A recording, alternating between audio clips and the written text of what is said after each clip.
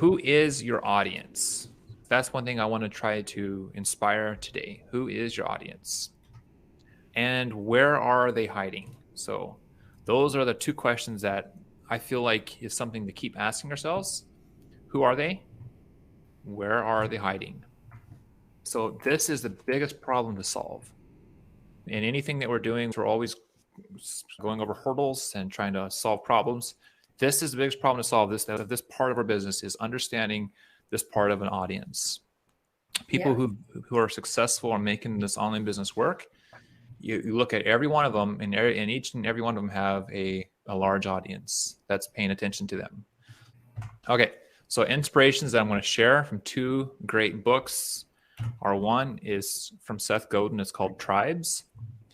And the other one is from Russel Brunson. It's called Traffic Secrets. All right. So we need to understand what you're building. What is it that you're building? What is it that your brand is about? What is it that you're all about? What is it that it takes to even understand what the audience is? Because we know it's more than just numbers. Right? So are we building just a business? Is it just a business? I could go and have an affiliate product, sell somebody else's product. I could have a Tupperware product or have a digital product, and I can sell somebody else's product. Or I can build a business that has something else that I care about that is going to make a greater mission solved. Yeah. Or I can build a tribe, people who want to pay attention, who care, who's with me on this, who'd be glad to wear the t-shirt. Yeah. So we'll start with Seth's book on tribes. We'll just go over this a bit. So the opportunity. So it's simple. And again, he's going from the standpoint of tribes. And again, this is like somebody who's going to wear your t-shirt, somebody who shares what you're doing, who's impressed, who feels like that they belong. That's how Seth goes about this. And I think that's why it's an important part for us to understand. So tribes are everywhere. They're inside and out of organizations. They're in public and private. They're in nonprofits. They're in classrooms. They're across the planet. Every one of these tribes is yearning for leadership and connection. So this is an opportunity for you, an opportunity to find or assemble a tribe and lead it. So the question isn't, is it possible for me to do that? Now the question is, will I choose to do it? And again, this goes back to, if I'm just going to sell somebody else's product and just be an affiliate for that, I remove myself really from the people, whereas opposed to where I care about what I'm doing and building a business, building a tribe, then I really care about how this affects others. So am I going to step up and choose to lead that, or what will I step down? Okay. So without leaders, there's no followers. So in what you're doing, you're a leader, and the people that you are seeking to serve, they need you. Okay. Tribes are about faith, about belief in an idea and a community. They're grounded in respect and admiration for the leader of a tribe and for other members as well. So do you believe in what you do every day? It turns out that belief happens to be a brilliant strategy. 3 things have happened pretty much at the same time. All these 3 points, temporarily uncomfortable, but ultimately marvelous outcome. So we'll just go over these. Many people are starting to realize they work a lot and working on stuff they believe in and making these things happen is more satisfying than just getting a paycheck and writing to get fired. He speaks a lot about the corporate culture working for organizations. So he brings in some of those throughout his book. So I've tried to filter through that. So we're not talking too much about that, but the same idea applies. And I think we both can understand how that organization. Oh yeah, totally. That completely makes sense. So many organizations have discovered that the factory-centric model of producing goods and services is not nearly as profitable as it used to be. Henry Ford's factory of making cars, that day has long since been gone. Yeah. And everyone's more interested now in this neat thing, this something that's unique. Okay? Yeah. Many consumers have decided to spend their money buying things that aren't factory-produced commodities. And you find that all over the place. Look on Etsy, right? Look at all the products that are sold there. Exactly. Yeah. And they've decided not to spend their time embracing off-the-shelf ideas. Consumers have decided instead to spend their time and money on fashion, on stories, on things that matter, and on things they believe in. All right. So the autonomy of a movement. So the senator defines a movement as having 3 elements: A narrative that tells a story about who we are and the future we're trying to build. A connection between and among the leaders and the tribe. Something to do, the fewer limits, the better. So too often organizations fail to do anything but the third. Yeah, and again, I was thinking about that part of when you connect an idea with people to the mission they're trying to go towards, and you remove the restrictions, right? That's when everything can just grow automatically. Oh, But yeah. when you put restrictions down, like you think of the boss who's like micromanages, you don't do anything unless I see it, unless I follow that through. The person is now they can't be themselves. They can't now grow this thing. But when he removes that, and if you see the mission and you see where we're trying to go, have at it. So Wikipedia, I thought this was interesting. How did Wikipedia become one of the top 10 sites on the internet?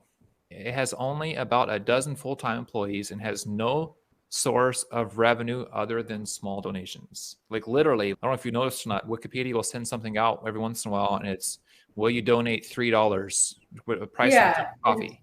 I think I actually did once, and so I thought that's why they were sending me the emails. But that's their whole source of income. Okay. They have no ads.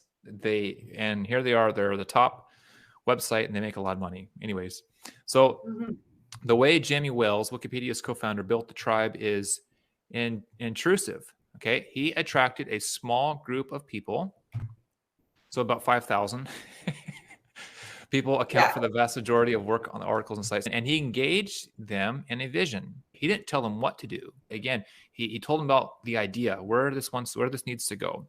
He didn't manage the effort; he led it. So Wells connected the tribe members to one another with ever-evolving technology that made it easier and easier for them to engage and communicate. And he gave the tribe a platform they could use to engage the outside world. So there's 3 steps, which is motivate, connect, and leverage. So you can go in, any one of us can go in and update Wikipedia. Like we can go in and add our own ideas to it. We can, or our own story to it. And that's like when you think of that versus an encyclopedia, like you buy an encyclopedia, as soon as it arrives on your doorstep, it's outdated.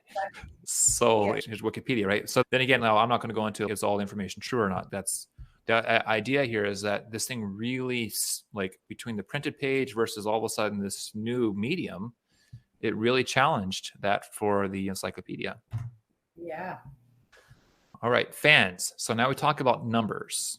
So numbers is a big thing, and we all want numbers. We want large numbers, but what we really want is we want fans. We want fans. So an article posted, there was this Kevin Kelly guy. So he describes the word of 1,000 true friends. A true fan, he argues, as a member of a tribe who cares deeply about you and your work. That person will cross the street to buy from you or bring a friend to hear you or invest a little extra to support you. That's what a true fan is. Cross the street. They'll wear the t-shirt. They'll show up. They'll be there. It's not about the numbers. It's about the true fans. Yeah. Okay, that makes sense. So it goes on to a few examples here. So like an individual artist needs only 1,000 true fans in her tribe. It's enough. It's enough because 1,000 fans will bring you enough attention and support to make a great living, to reach more people, to do great work. It's enough because 1,000 fans, true fans, forms a tribe. And again, it can be a lot smaller than that too, right? Yeah. A true fan brings 3 friends with him to a concert, which I know nothing about. A true fan pays extra for his own first edition, or buys the hardcover instead of just browsing around on the website. Most importantly, a true fan connects with other true fans and amplifies the noise the artist makes. So a corporation or nonprofit or a church may need more than that. Perhaps 1 million fans if you're Starbucks, or 15 million if you're running for president, right? But it's beyond doubt that there's a number. You can figure out what it is, and it's probably fewer than you can imagine. And I think that, to me, I think that's an important part here. Is if I could stress any inspiration from this, is that it's not the size; it's that what I'm doing to those that are paying attention, that it matters to them. So if I was to all of a sudden shut off and just be done with what I'm doing, would anybody care that I'm not doing this no more? Would they miss anything that I'm doing? And to me, that's the leverage that I feel like if I can build from, is that building from that, stacking on top of that, because I want to make sure it's doing something that people care about. So too many organizations care about numbers and not fans. They care about hits or clicks or media mentions. What they're missing is a depth of commitment of interaction that true fans deliver. Instead of always being on the hunt for one more set of eyeballs, true leaders have figured out that the real win is in turning a casual fan into a true one. Yeah, okay, that makes sense. Fans, true fans are hard to find and precious. Just a few can change everything. What they demand enough is generosity and bravery. That goes back to a leader. With what you're doing, it matters to you. It matters what you're doing. You put your effort into everything that you're doing. You show up here today when you could have been preparing for your school day. Yeah. Because you care about what you're doing. Right. And the people who are looking to you, they really appreciate the part of how you're leading, even though they wouldn't even consider it that you're leading. They might not even realize that's what's happening, but you show up, you figure out these problems, you give them something that's, I'm talking about now your audience, your customers, you give them something that they're just like, wow, that's really neat, or that's really amazing, or that was really a good story. Now they look to you as being the leader, right? Yeah. And you're generous with you're being a leader. You're brave. The thing that you're afraid of that makes you and me both scared when you're trying to get somewheres. People on the other end have no idea what you're facing. They don't realize your emotions in some of those areas. And so in that sense, in reality, you're brave for just showing up and being vulnerable. So it's hard. All right. If you're going to build something remarkable, I thought this was a good one. It's worth criticizing. So a remarkable product or service is like a purple cow. Now, Seth has a book called The Purple Cow. So it's a pretty amazing book. So he's referencing that book a little bit here. But it's like a purple cow, right? So brown cows are boring. Purple ones are worth mentioning. You drive down the road, and he talked about this in his book. You drive by and you see this brown cow, brown and black and white, and you're just like driving down the road, don't pay attention. But all of a sudden, if there's a purple one standing there, you're stopping the car. You're telling your friends about this. Like, that's worth mentioning. So that's talking about like the ideas, right? So those ideas, they spread. Those organizations grow. So the essence of what's happening in the market today revolves around creating purple cows. So here's the marketing math. Ideas that spread win. Boring ideas don't spread. Boring organizations don't grow. So we need to be working in the spreading idea phase. I'm not just going over and say, okay, this is what my competitor is doing, so I'm just going to do this just a little bit better. Or they're charging $4, I'm going to charge $3, right? Yeah. It's got to be bigger than that. It's got to be like, no, this is something that I wasn't expecting. And that's the idea, is anything that's worthwhile is going to spread. Remarkable product. Oh, oops. I forgot that slide here. Okay. So why haven't you and I and your team launched as many purple cows as you like? Again, like, if it seems odd and strange and, who would pay attention? It seems like no one really would understand. No one would really pay attention to this, or they might not like it. It might be actually worth putting out there, because it's going to start getting attention, and there's going to be people out there who are going to appreciate that you put it out there, right? Yeah. So spread the ideas. So I picked this one here because I thought this is the school teacher experiment. You would understand this one. So imagine two classrooms with similar teachers. One has 15 students, the other has 32. So which group gets the better education? So all other things being equal, the smaller class will always do better. The teacher has more time to spend customizing the lessons for each student. She has fewer students, hence fewer disruptions as well. So now flip the experiment. What if the 15 students are, how do you say this word? Begrudgingly. There you go. Couldn't get my tongue to wrap around that one. All right. Yeah. So taking the course, they're like, I don't want to be here. And as requirements for the graduation, the 32 had applied to be admitted and are excited to be there. So that's two flip sides. You bring in 15 disgruntled people and you're trying to teach them, tough luck. So again, like, the number matters again on those that want to be there on the fan. Mm-hmm. So great leaders don't try to please everyone. Great leaders don't water down their message in order to make the tribe a bit bigger. Instead, they realize that a motivated, connected tribe in the midst of a movement is far more powerful than larger groups ever could be. Okay. Yeah. So a micro movement. This is the heart of the matter. So every leader cares for the support of a movement like a free speech movement at Berkeley, or a democracy movement in wherever this was, Square Civil Rights, Mississippi, or maybe a movement like the obsession with hand roasted coffee in Brooklyn on the worldwide collection of people obsessed with tattoos. Okay, so today you have a narrow movement, a tiny movement, a movement in a silo. A movement can be known by 10, 20, or 1,000 people, people in your community or people around the world. And most often it can be the people you work with or for, or those who work for you. So the web connects people. That's what it does. A movement takes connected people and makes change. What marketers and organizations and people who care are discovering is that they can ignite a micro movement and then be propelled by the people who choose to follow it. Mm-hmm. There were somewheres, I don't know if it was Seth who said this, somebody talked about the part of the internet is so great and amazing, and it's just everything everybody's wanting. And then they say, really, the internet's nothing. Like, all it is a medium. It's just a medium, right? Yeah. What matters is happening on the backside of all this, like on each person's side of the screen. And before the internet, people still were able to connect and still able to share ideas, right? So being the internet's here, it's not that I got to have a better website, or I got to have a faster computer, or I got to be connected to the main line on the internet. No, this is my medium for sharing the ideas. But the idea of the movement or the business that I'm building, that's what matters more than anything. That's got to make sure that mission or that vision is all in place. Yeah. All right. So the key elements for creating a micro movement consist of 5 things to do and 6 principles. Publish a manifesto. So give it away. So like you have this, I'm not going to go into manifestos too much right now, but call it a mission statement, call it a visionary statement where you're trying to go. So give it away, make it easy for a manifesto to spread far and wide. And I even think of this as the story of the vision, right? So it doesn't have to be printed or even written, but it's a mantra, a model for a way of looking at the world. It unites your tribe and members to give them a structure.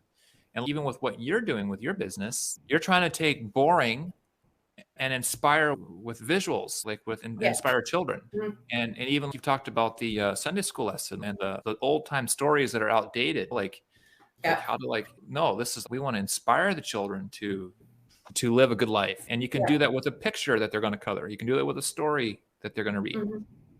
All right. Number 2, making it easy for your followers to connect with you.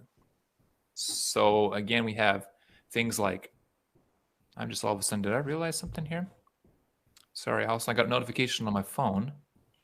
This meeting was supposed to start at what time again? That's why I was surprised, because it said it was supposed to start at 7:30. Well, that's my mistake. Oh, I didn't expect. No, and I was actually hoping we could start at 7. That's why I was checking, but I hadn't actually said anything to you about it. So I'm totally off.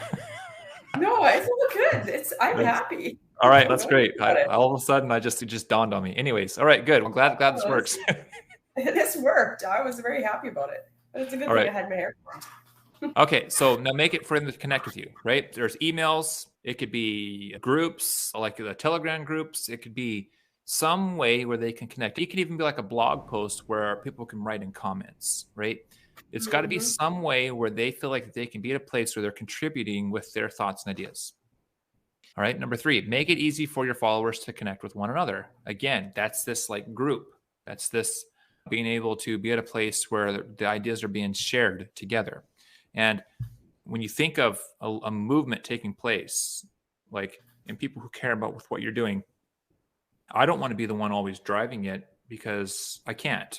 But when you get like the Wikipedia idea, and you get all these people coming in and writing stories and putting in information, all of a sudden that changes everything. So same kind of a thing happens like in a micro movement. You remove the restrictions, let people come in and contribute. Well, that's actually a really good idea. Yeah, it opens that whole like avenue of like, when they've put an idea in and you've implemented it, and you led that implementation, and it showed up, and they're like, whoa, that was an idea that I had, and she took it and she put it out there. Imagine how they're going to own that themselves. They're like, this is amazing. I'm really impressed with this, with what this person's done with their business, and you should check this out. You see what I mean? You see how that kind of like really starts to inspire people? All right. And then realize, number 4, that money is not the point of the movement. So money exists merely to enable it. You got to have money to be able to pay for your software subscriptions, keep the thing in place so you can protect everybody's information. And however it is, it's a way to enable it. And then I'm going to add my own 2 cents to this. As people get the value from it, and you've been able to enable this connection, then there's the benefit of how you also get benefited. The benefit comes to you in a monetary way, so that you can also cover your living costs and grow. Yeah. So track progress. So you can do this publicly and create pathways for your followers to contribute to that progress. I find this one as well as very interesting. Again, you got to think of each one's business, of where they're at.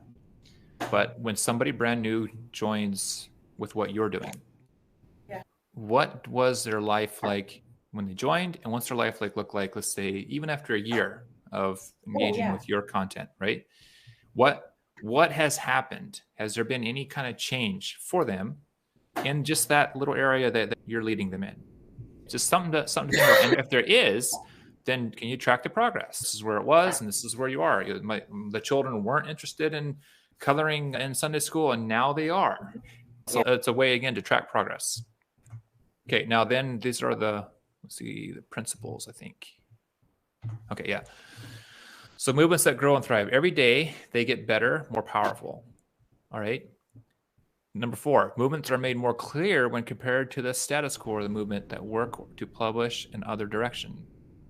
5, they exclude outsiders. It's not made for everybody. There's people who this is not for, so it excludes the outsiders, right? And then tearing down is never as helpful to a movement as building up your followers. Building your followers up. So encouraging them, building them up, helping them out in what they're facing. And they've decided not to spend their time embracing off-the-shelf ideas. So consumers have decided instead to spend time and money on fashions, on stories, on things that matter, and on things they believe in. All right, so that's the end of Seth's book. And now we'll go on into, how are we on time? Are we still good on time? Yeah, good. I blocked off an hour here for you, so yeah. Okay, good. I don't want to make this too long. Yeah. All right, so if I gotta go, I'll tell you. Yeah. Awesome. Okay, good. So now we'll go on to where the audience is hiding, right? How to go about, now that we can, this whole tribe thing in my mind is, I just wanted to inspire to think of where we're trying to do, what we're trying to build here. I really like that thought of tribe. Yeah. Yeah. That works with me. Yeah, no, it does. And me too. When I first heard the concept, I right away thought of an Indian tribe. Exactly. And it made total sense. Yeah. They're all in it together.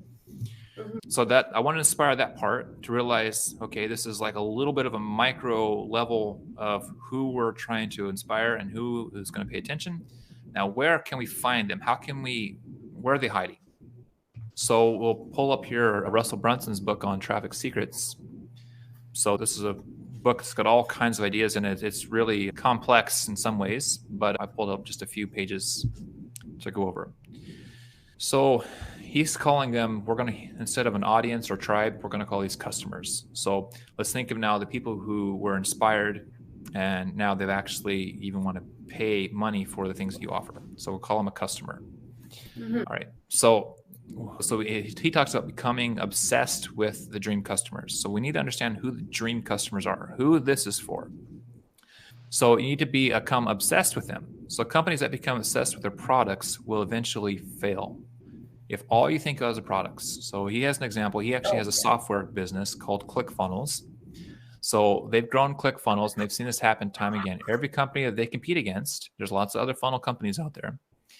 They've had hundreds of millions of dollars in funding, eventually lost because they were busy focusing on their product, while Russell and his team were interested and they were obsessed with the customers. So what does he mean by being obsessed? So being obsessed with a customer means understanding them just as well, if not better, than they understand themselves. Oh, yeah. And that's an important factor, I think, to keep dwelling on. For many, this is the most difficult part of the process. Even though you have actually been your dream customer not too long ago. So you can relate to your customers because most likely you were inspired with this idea because of the problem you've seen. So just remembering how you felt when you were trying to solve the very problem you're now solving for people is usually hard. So he was talking to his friend. Let's see, is this relevant? Oh yeah, okay, this is relevant. So I was talking to my friend. He says about a fact that most businesses are created from a problem that the entrepreneur had. And their problem or their service was a result, their product was a result of them figuring out that solution to that problem. So our mess becomes our message. When you're frustrated about a problem you're having, you look for solutions. If you're not able to find a solution that gives you the results you want, then you'll likely go on to a journey to find or create your own solution. And that way, your problem becomes your business. So, in other words, your mess becomes your message. So, think about how that can apply to what you're doing. Yeah. So, customer side now, like where are your audience hiding, and how can you reach them? When there's just 3 core markets and desires, so wealth, health, relationships, and this is down the line of like when somebody actually has their credit card out to buy something, or they have their cash out to pay for something. There's 3 reasons why they're doing it, and I have a hard time even still to this day believing that it's only into these 3 categories, but it really does boil down to these 3 things. They're spending the money because of their wealth. They either want more wealth, their health, they want to get more healthier, or there's a relationship they're trying to build, and that's worth it for them to spend money on it. Okay. So the first layer is getting inside the mind of your dream customer. For most, the answer is pretty simple. However, sometimes people get stuck on this question for one of 2 reasons. Number one, my product fits into more than one of these desires. So again, of these 3 desires, health, wealth, and relationships. Yeah. Number 2, my product doesn't fit to any of these desires. So back to this again. If I'm serving people, and I can't go into all 3 because my message will be all over the place. I need to be in one or the other. And it's too easy to say, oh, my message goes into maybe 2 categories or maybe all 3. No, it's really for you to win. You're going to have to be able to find out which one of those categories that it's for. All right. The reason why they're willing to pay is because they're going to be moving away from pain, and they're going to be going towards pleasure. They're moving from pain, or they're going to go to pain-free. So when you've identified your core product or service, the next step is to, during the conversation, inside the customer's mind to understand which direction they're moving.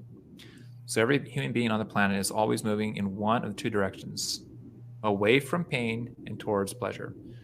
And an example that's brought up all the time is Saturday afternoon or Saturday night, you wake up and your tooth is just aching like crazy, and it's Sunday the next day, and the dentist won't be there till 10 o'clock Monday morning.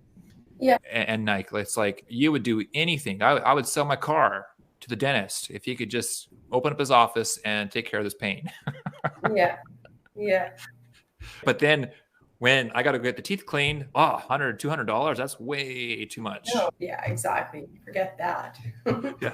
So then let's just go over between the pain, moving away from pain, and the pleasure, and they've got it broken down here. So on this, it's in both categories. We have health, wealth, and relationships.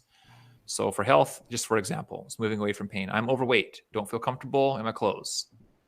So they would purchase something that would help resolve that. I don't have energy, I feel tired all the time. If there's a product, they would buy that because they want to get away from this pain. I hate what I see when I look in the mirror. So they want to change that. It's a lot of pain. It's just they feel very uncomfortable. Now, if we take the health and move towards pleasure, and this, so like one, we're moving away from pain, the other one is going to move towards pleasure, and the message would speak different to different people. This is where I want to bring this out, like our messaging here, how important it is. For health, again, I want to look really strong. So it says 6 packs. I want to be able to run a marathon. I want to be able to eat healthier so I can get more energy. And that's the pleasure part of what I would pay for. And even for health, I'm willing to go ahead and turn the thermostat up in my room here because I just want to feel better. I don't want to have a sweater on today. I want to have I want to feel more comfortable. Again, they're willing to pay money to do that. Okay, so let's go to the wealth now on the pain side. So I hate my job and I want to fire my boss. So I'll do anything. I'll pay for any kind of skill I can learn to learn how to do this. Yeah. All right. I have no money saved and I'm scared I could lose my job. Right. They might not have a lot of money, but they'd be willing to go in debt if they had to solve that problem. Everyone around me makes more money than I do. So there's a bit of a status thing. I feel like I'm left behind. Yeah. So what can I do to get out of this problem? And then we go on to the pleasure side. I want to buy my dream house. I want to grow my company. I want to learn leadership so I can grow my team. So they see that there's a problem they want to solve in that area, and it would make things a lot easier. So it's more of a pleasure. It makes it more smooth. So then let's go into the relationship side. This person's in an abusive relationship and they don't know how to get out. They're willing to pay for counseling. They feel alone and they want to feel love. They want to know what love looks like. They feel awkward when they're around new people. And so how can I learn more social skills? And I'll learn how to pay money, learn how to do that. And we got the relationships. So they want to have more passion in their relationships. They want to spend more time with their kids, and they want to meet more people through networking. And so they'd pay the money. Like, what would it take? That's what I want. So for you and what you're doing, like, I thought it'd be good exercise for you to think about what category you would feel like yours is in, right? If you go back to health, wealth, and relationships. Yeah, I would say probably relationships. Yeah, that's what I would say.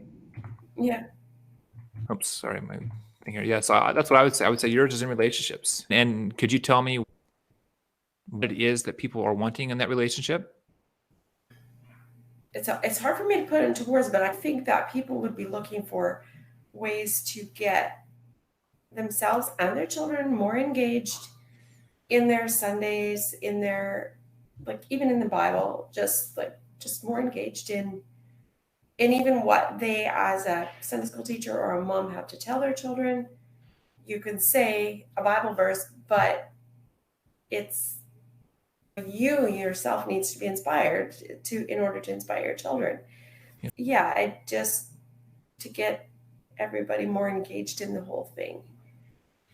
So that's good. No, that's very good. It's good to hear your thoughts on that.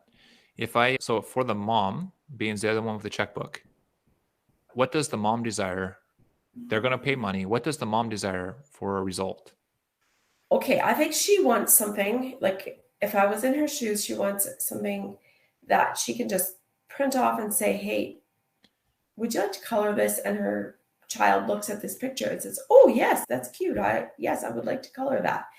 And then she would say, and then it would keep her child busy for a while so that she can go and do something else. And so she's killed two birds with one stone. She keeps the child engaged. They're coloring a pretty picture. They can admire it on the fridge. They would. Mm-hmm. Plus, they've learned something valuable. So yeah, no, definitely. So there you go. And to me, like, that's, again, I want to inspire you in that part, like, to really realize that's what's happening, because it makes your message become a lot clearer.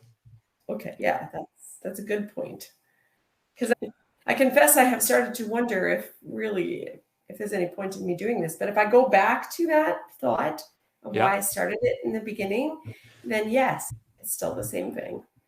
And then this is just a side, probably funny note, but you don't have any dirt bikes and snowmobiles pictures, do you? I have monster trucks. Oh, do you? Yeah, I could easily find dirt bikes and snowmobiles. Because if you did, you'd have my boys would be ready to color, because that's what they're always after. Okay, hey, that's a good one, because I would gladly do more of them. I just wasn't seeing a lot of turnaround in that area. So yeah, no, it's got to be the dirt bike doing its jump and the boat out there crashing through the waves, and that's what they. Yeah. That's what Okay. Gotcha. Oh, I totally understand that, but yeah. And so, like, for us, we'll go to Google, to go to images, and you just search and finally find one. You get on there, and it's like this tiny on your screen. By the time you blow it up, it's like all foggy lines, pixelated, and it's not nice. Yeah. All right. So we're getting to the end of the slide here. So your audience needs you to find them, and that's I wanted to put this message out there. Like when we're Yeah. thinking of growing our audience, remember that we're not pushing a chain uphill. We feel we actually are. We need to forget about pushing the chain uphill. We need to remember that they actually need us to find them. All right. So we'll put on our detective hat. We'll grab our magnifying glass and we'll go out here and we'll try to figure out how we can find them. We'll figure out where they're at. And when we do, they're going to really be thankful that we did that. Yeah. So this is just a quick look into audience growth. And this is just, again, a way to scratch the surface. As we can tell, I didn't go into any tactics on how to grow an audience with actual tactical skills, more or less what's behind it and what we're trying to do. So I want to end with, you're going to win. Keep going on. Thanks for joining me.